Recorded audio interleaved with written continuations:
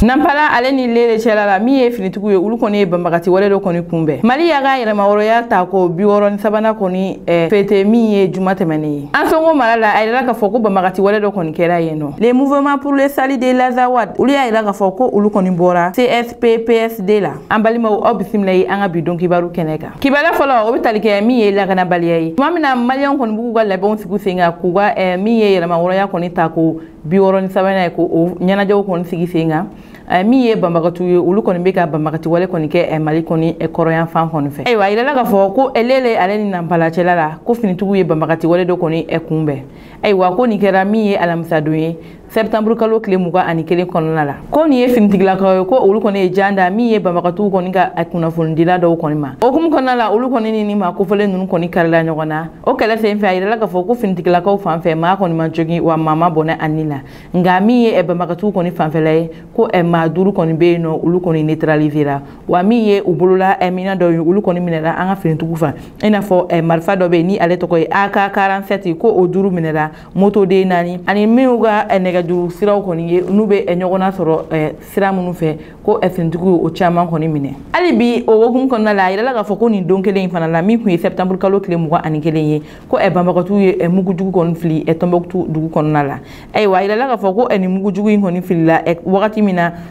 miliyanfan ninnu kɔni fɛ ko min ye rond-point dɔ bɛ Tombouctou ni a bɛ fɔ rond-point ma rond-point Badou ko u ye mugujugu dɔ kɔni fili ye wa o kɔfɛ tuguni ko mugujugu wɛrɛ taara fili min ye Tombouctou yɛrɛ kɔni kɛnɛyaso kɔni fanfɛla ye. Awɔ ko nin wale in kɔnɔna la a yirala k'a fɔ min ye maa 2 ye ko olu kɔni fatura wa maa 5 kɔni bɛ olu kɔni joginna. Ayiwa ni communiqué o kɔni bɔra min ye an ka finitigiw kɔni fanfɛla ye olu ye nin sɛbɛn bɔ ka maaw la kunnafoniya banbagati wale min kɔni kɛra an ka jamana kɔnɔ nin don kofɔlen in na. Hali bi lakanabaliya kɔni hukumu kɔnɔna la kibaruya wɛrɛ m'an bolo ka da kulo kan o de k'a fɔ an Sonko mara la ko banbagatu ye banbagati wale dɔ ta ka ɲɛsin dugu dɔ kɔni ma. Ayiwa kunnafoni minnu sera ma olu y'a yirana k'a fɔ ko septembre kalo tile 20 kɔnɔna la ko min ye dugu dɔ ye ni ale yɛrɛ tɔgɔ ye Lele Hoyi Gourma ni a bɛ an Sonko mara la a yirala k'a fɔ ko banbagati wale dɔ kɔni kɛra ye wa ko nin ye cɛ marifatigiw ye ko u tun bɛ moto la u y'u ɲɛsin nin dugu kofɔlen kɔni na. Ayiwa u taalen nin dugu in kɔni na ko maa kɔni ma bɔnna nin na ko wa maa ma jogin nka min ye ni banbagati ninnu kɔni ye k'u ɲɛsin nin yɔrɔ kɛnɛyaso de kɔni ma ka taa yen yɔrɔ bɛɛ lajɛlen kɔni tiɲɛ wa tuma min na u y'o waleya ninnu kɛ ko fura fɛn fɛn bɛ yen nɔ u y'u bɛɛ lajɛlen kɔni cɛ ka taa n'a ye wa u kanto min ye kɛnɛya tigilamɔgɔw ma ko olu k'u ka minɛnw ta ka bɔ yen nɔ k'u tɛ fɛ ka segin k'u sɔrɔ yen. O tɛmɛnen ka bɔ yen kibaruya wɛrɛ m'an bolo ka da kulo kan o de ka yira k'a fɔ juma tɛmɛnen o kɔni kun ye Mali ka yɛlɛmawɔrɔya kɔni ta ko 63 kɔni ye. Ayiwa a yirala k'a fɔ juma dɔ la n'o kun ye septembre kalo tile 20 ale ni 2 ye min ye Mali kɔni ye olu kɔni y'u ka yɛlɛmawɔrɔya ta ko 63 kɔni ɲɛnajɛw kɔni kɛ. Sango nin don kofɔlen cɛ min ye colonel Assimi Goïta ale yɛrɛ kɔni kun ye sɛbɛn bɔ ka yira k'a fɔ ko fête minnu kɔni sigira sen kan walasa ni ɲɛnajɛ in kɔni bɛ se ka ɲɛnamaya ko o fêtes kɔni bɛɛ lajɛlen bɔra a ma ka sababu kɛ banbagati wale minnu kɛra an ka jamana kɔnɔ ni dɔgɔkun laban in kɔni na. O sen fɛ ni don kofɔlen n'o kun ye septembre kalo tile 22 ye laadalako la ni o bɛ kɛ jamana ɲɛmɔgɔ olu kɔni bɛ taa fleur kɔni bila monument d'indépendance kɔni na. Colonel Assimi Goïta ale kɔni ye o laadalako kɔni kɛ. O tɛmɛnen ka bɔ yen nɔ a taara min ye génie militaire kɔni kan ye a taara yen nɔ ni finitigiw kɔni tun bɛ défilé la yen. O hukumu kɔnɔna la a ka kuma la a y'a yira k'a fɔ ko ɲina fête minnu kun bolodalen don ko kun bɛna kɛ ni 22 kɔni hukumu kɔnɔna la ko olu bɔra ma ka sababu kɛ banbagati wale min taara ka ɲɛsin an balima minnu ma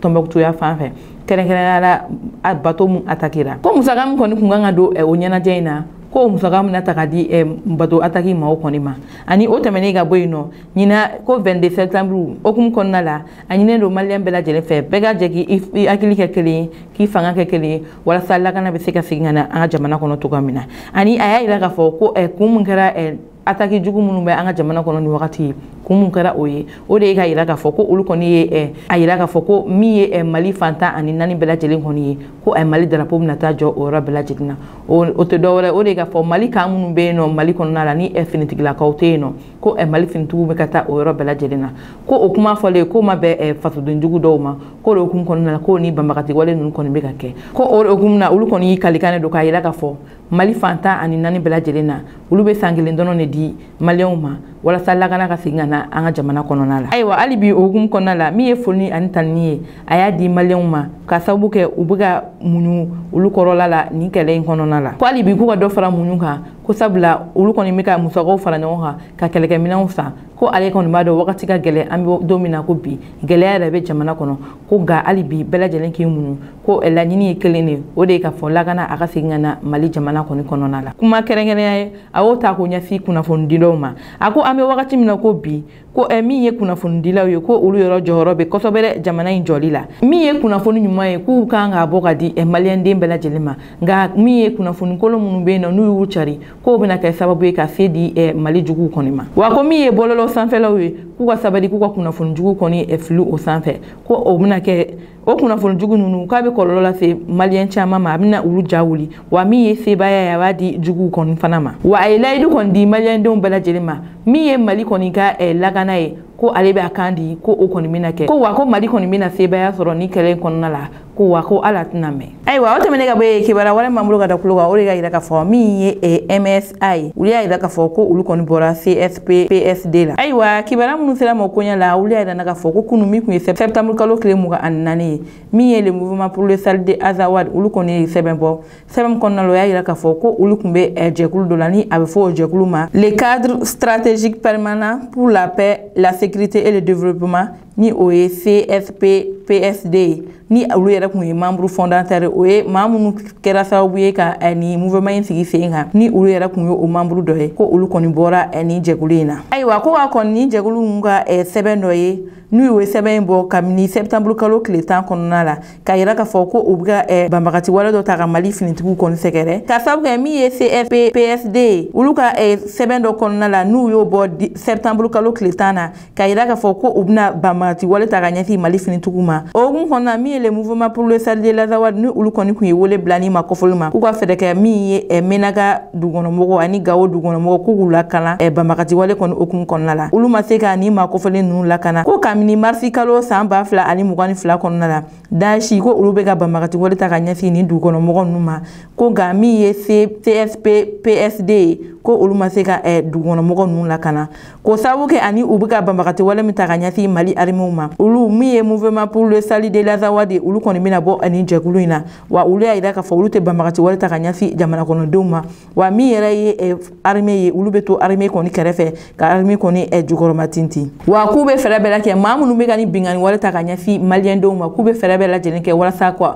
olu kɔni kɛlɛ olu kɔni bɛna dɛmɛ don min ye gouvernement ye ani maa o maa kɔni bɛ yen nɔ i bɛ fɛ bɛn ani lakana kɔni ka segin ka na Mali la ko olu ni olu mɔgɔ sugu de bɛ jɛ ka baara kɛ ɲɔgɔn fɛ wa nin ye min ye mouvement pour le salut de l'Azawad nin ye olu kɔni ka communiqué ye ni u y'a kɛ k'a fɔ ko ka yira maliyɛnden bɛɛ lajɛlen na ko jɛkulu mun sigilen don ni a bɛ fɔ o ma cadre stratégique permanent pour la paix la sécurité et le développement n'o ye CSP PSD ko k'a yira k'a fɔ ko olu kɔni bɔra o jɛkulu la wa ko olu tɛ ka jɛ ka baara kɛ foyi la tuguni